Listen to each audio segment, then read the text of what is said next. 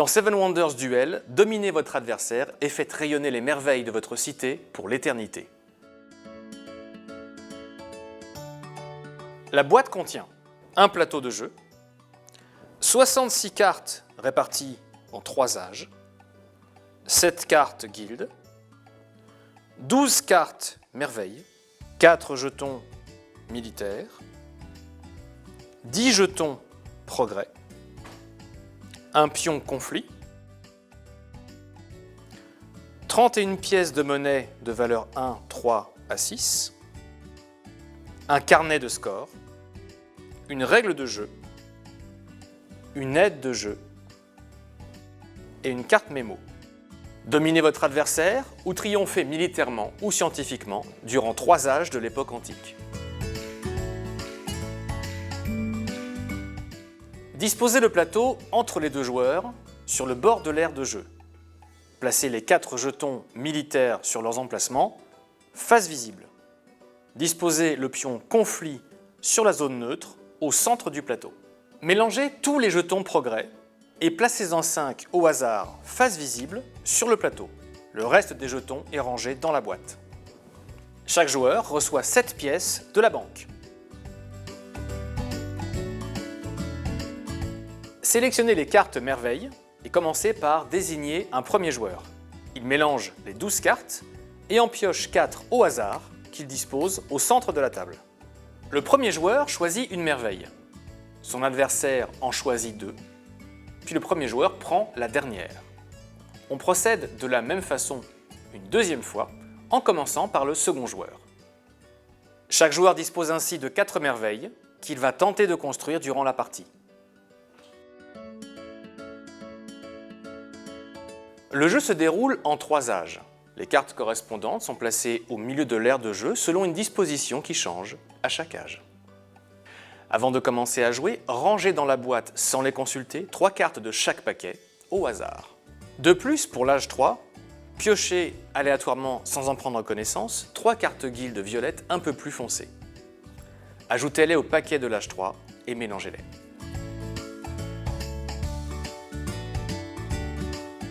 Les cartes âge représentent des bâtiments. Elles sont constituées d'un nom, d'un effet et d'un coût de construction. La zone colorée en haut de la carte indique de quel type de bâtiment il s'agit et quel effet elle produit.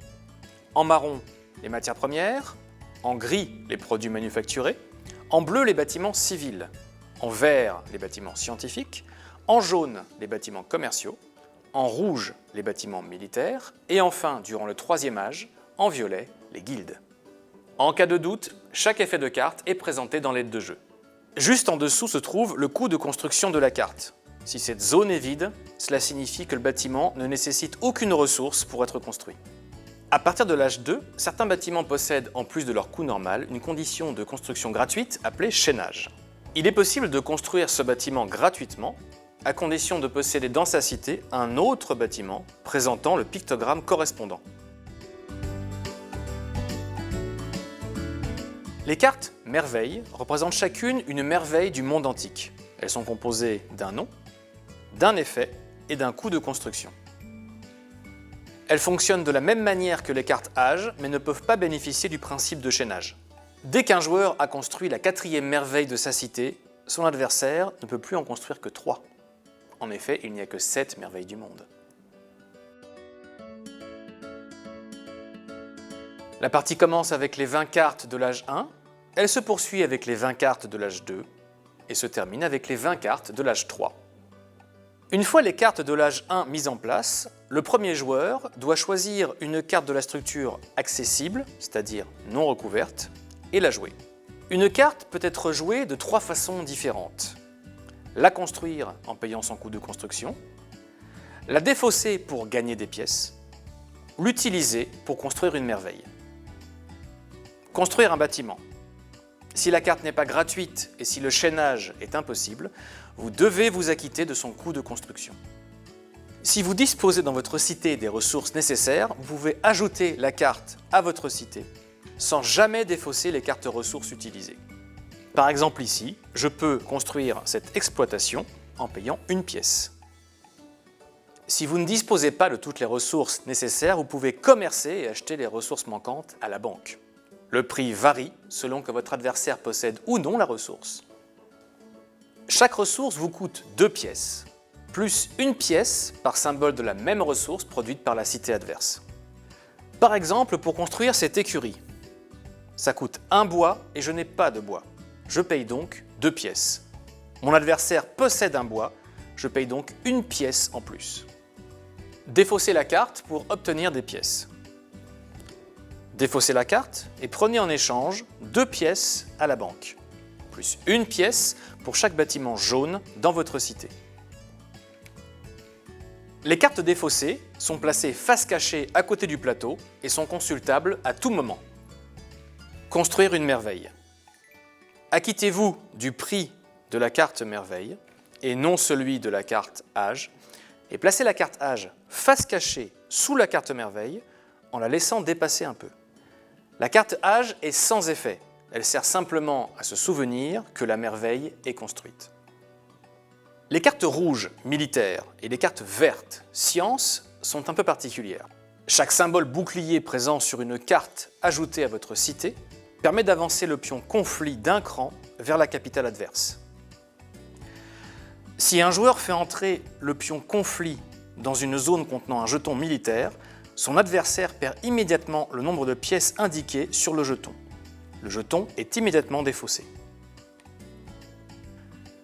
Chaque fois que vous collectez dans votre cité 2 symboles scientifiques identiques, prenez immédiatement l'un des 5 jetons progrès du plateau et appliquez dorénavant son effet.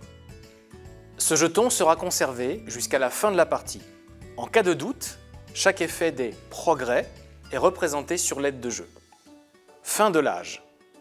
On joue ainsi jusqu'à ce que les 20 cartes de l'âge aient été jouées. On prépare alors la structure de l'âge suivant avec les cartes correspondantes. C'est le joueur qui est mené militairement, c'est-à-dire si le pion conflit est dans son camp, qui décide s'il débute l'âge suivant ou s'il laisse la main à son adversaire. En cas d'égalité, si le pion conflit est au centre, c'est le dernier joueur à avoir joué qui décide. Il se peut que la partie se termine de façon prématurée. Si le pion conflit atteint la capitale de l'un des joueurs, son adversaire remporte immédiatement la partie par une victoire militaire éclatante. Si un joueur réunit les 6 symboles scientifiques différents, il remporte immédiatement la partie par une brillante victoire scientifique. Dans tous les autres cas, jouez ainsi jusqu'à la fin de l'âge 3. On compte alors les points pour déterminer le vainqueur. Les points de victoire militaire en fonction de la position du pion conflit. Les points de victoire des bâtiments bleus, verts, jaunes et violets. Les points de victoire des merveilles qui ont été construites. Les points de victoire des jetons progrès acquis durant la partie. Et enfin, le trésor de la cité. Chaque lot de 3 pièces rapporte 1 point de victoire. En cas d'égalité, le joueur qui totalise le plus de points sur les bâtiments bleus remporte la victoire. En cas de nouvelle égalité, les 2 joueurs se partagent la victoire. Et maintenant, à vous de jouer!